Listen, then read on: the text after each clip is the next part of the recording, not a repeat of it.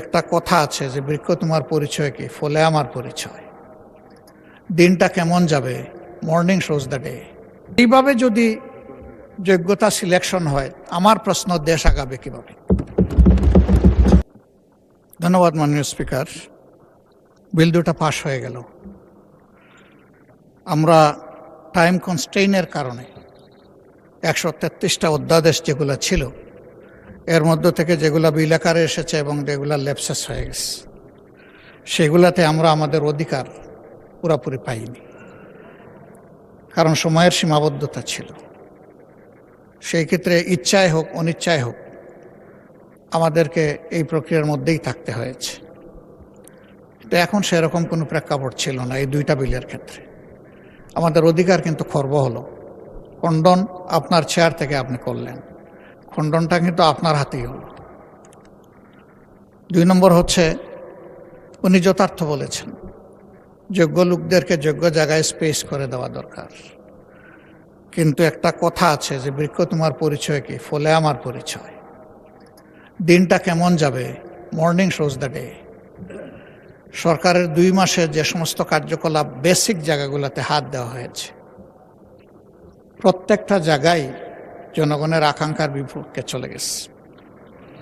বাংলাদেশ ব্যাংকের মতো, আমি বেসিক জায়গা বলেছি, আমি কোনো কার্ড এইগুলা বলিনি, নীতিগত যে জায়গাগুলো,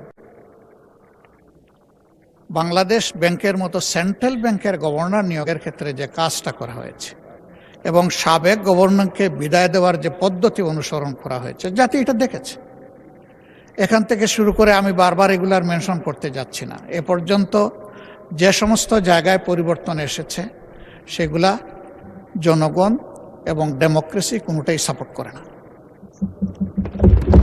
এমনকি খেলার মাঠটা পর্যন্ত আমরা উন্মুক্ত রাখতে পারলাম না, ওখানেও গিয়ে আমরা ঝাঁপাইয়ে পড়লাম। তাহলে যেটা মাননীয় মন্ত্রী বললেন যে যোগ্য লোকদেরকে যোগ্য জায়গায় না দিলে দেশ আগাবে কিভাবে, তো এইভাবে যদি যোগ্যতা সিলেকশন হয়, আমার প্রশ্ন, দেশ আগাবে কিভাবে? আমরা তো কার ইন্টেনশন কি সেটা দেখতে পারবো না, এটা মনের ব্যাপার। এটা একমাত্র আল্লাহ তাআলা দেন। আল্লাহু আলিমুম বিজাতিস সুদূর, আল্লাহ ছাড়া এটা কেউ জানে না। আমরা দেখব তার প্রকাশটা কি, বাস্তবায়নটা কি, কিভাবে এটা রিফ্লেক্ট করতেছে সমাজে। সেটা এই রিফ্লেকশনে আমরা শঙ্কিত যে এইভাবে সব কিছুকে পলিটিসাইজ করলে, ক্ষেত্র বিশেষে গোষ্ঠী, পরিবার এগুলাকে প্রাধান্য দিয়ে আগাইলে এ দেশ তো আগাবে না। আমরা তো সবাই মিলে চাই যে দেশটা এগিয়ে যাক। এ পর্যন্ত সেরকম দৃশ্যমান কোনো কিছু আমাদের কাছে নেই।